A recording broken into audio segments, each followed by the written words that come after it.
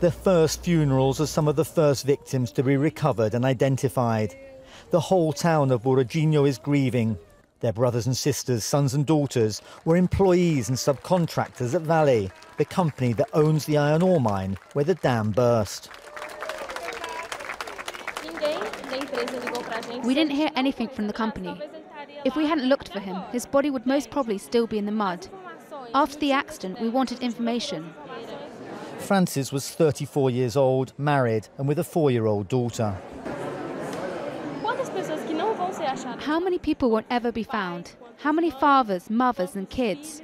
How are we going to cope now? I don't know how I will cope without my brother. How will his daughter cope without her father? How will my father be without his son? Dozens of bodies have been recovered, but many hundreds more remain unaccounted for. We don't have space for more than 3 bodies in the funeral parlour. So many people are gathering here. They might end up doing a collective funeral in the sports centre, I think. Emergency teams are still involved in the rescue operation, although most say there is little hope of finding more survivors.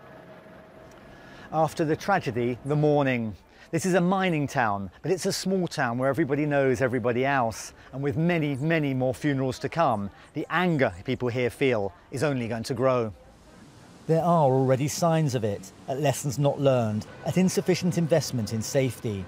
It's mostly directed at the mine owners, Vale, the same part owners of a nearby mine where a dam burst in 2015, killing 19 people and causing immense environmental damage. Others in this profoundly religious country have their own way of showing their grief and support. We came from a nearby city to give emotional and spiritual support to these people who are suffering. We brought donations too, but we are mostly here to hug and console our neighbours. Mining is the region's major employer. Amidst the grief and the recriminations, the Brazilian government, the mining industry and this devastated community must now tackle what is emerging as one of the biggest crises in the country's history. Daniel Schweimler, Al Jazeera, Brumadinho, Brazil.